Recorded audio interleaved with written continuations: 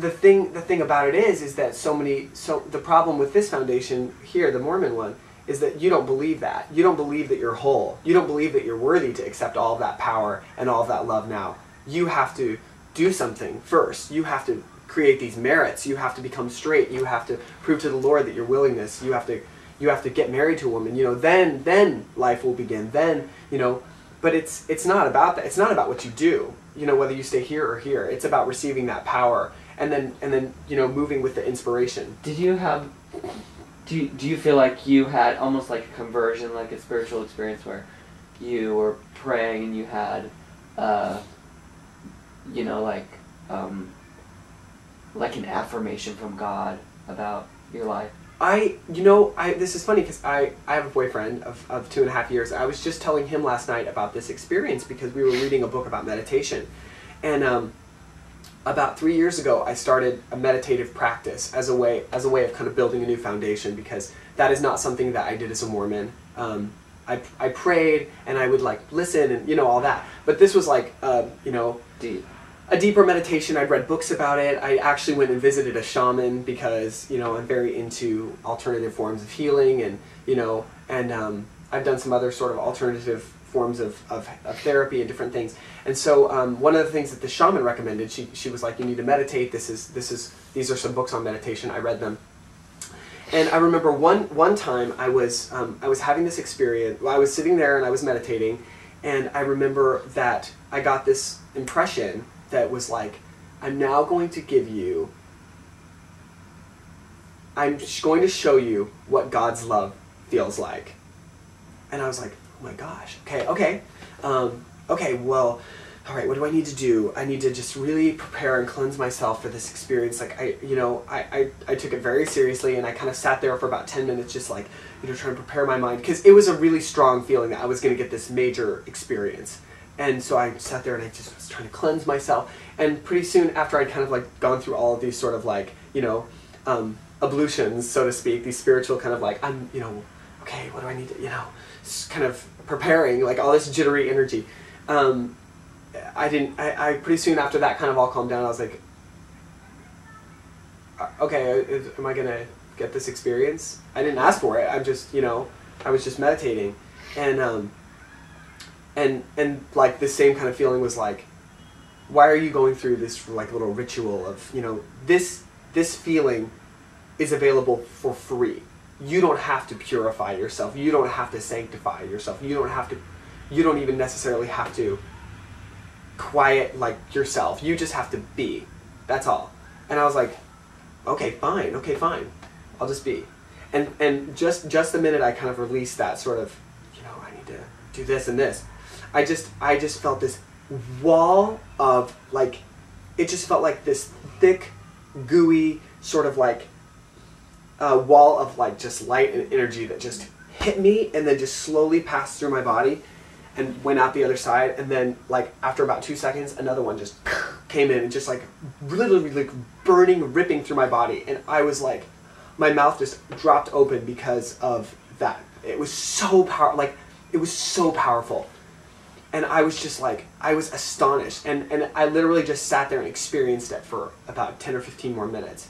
And pretty soon I just sort of, I sort of asked to this, higher self, myself, whatever, God, the universe, whatever you want to call it. I was like, is this going to stop? Like, do I need to expect this to stop at some moment? And it was like, this is always in the universe, 100% of the time. People just refuse to feel it. And they refuse to feel it because they don't believe they should. It's not anything else. They just don't believe they're worthy. They don't believe they're whole. They don't believe that.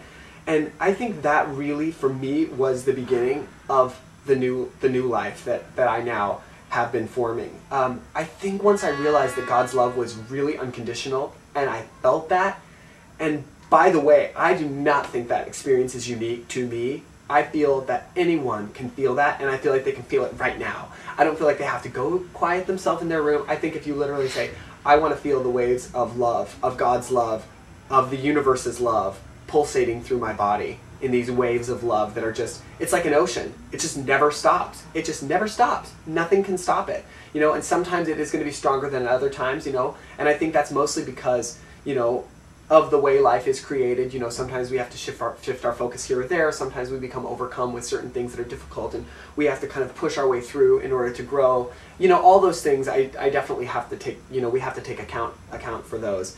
But the one constant that I've really had is the availability to that those waves of love have been available to me.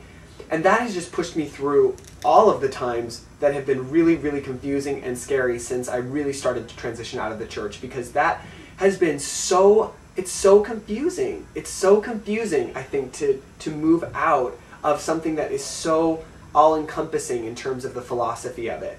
And knowing that those waves of love are there, knowing that I can retreat to this sort of inner universe that is more real and more powerful than anything in the outside universe. Knowing that that is there, I mean, there's nothing you can't do, face, or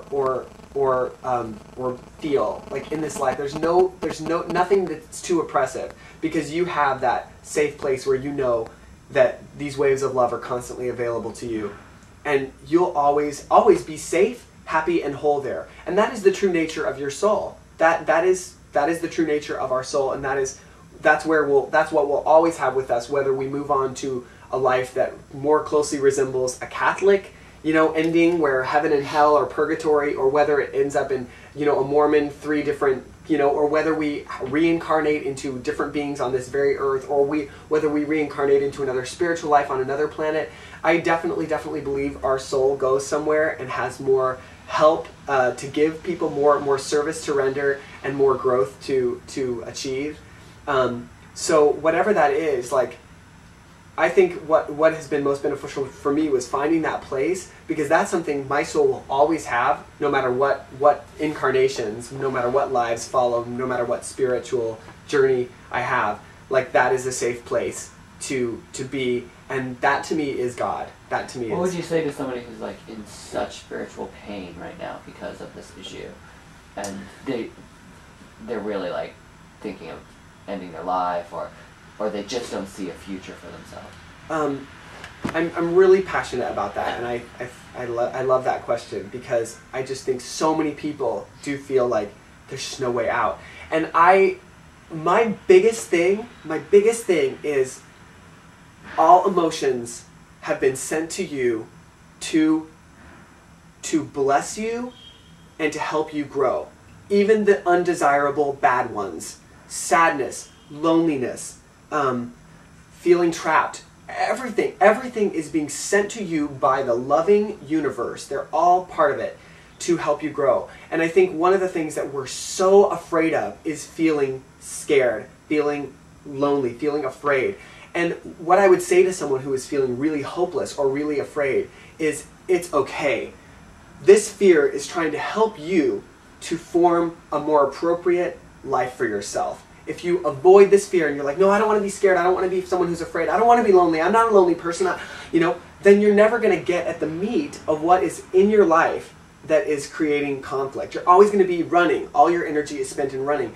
And I think a lot of people who feel like they want to die, they're literally running away from suicide because they don't want to commit suicide. So they're just running. And I think it's probably better to just stop and say, you know what? I'm not going to end my life, but I'm going to allow myself to feel these feelings. And this to me is where faith comes in. Like, no matter how sad you feel, there will be a sunrise. There will be a dawn of that sadness. Like, there will be one morning you wake up and you just don't feel that sad anymore. And the reason for that is because the one constant in life is change. There is no emotion, whether it's love, whether it's pleasure, whether it's happiness, whether it's sadness, whether it's loneliness. There is no one emotion that will continue forever. Everything always cycles. Everything always cycles because that is the nature of life. That's the way we learn. So if we're on the run, if we're sort of developing addiction, or if we're using certain things, if we're using sexuality or alcohol or drugs or anything to escape from feelings that are undesirable or bad, then we're always on the run. We never learn. And so I would say to someone who is in that place, be where you are. Learn. Learn from this feeling. See it as a teacher and as a friend.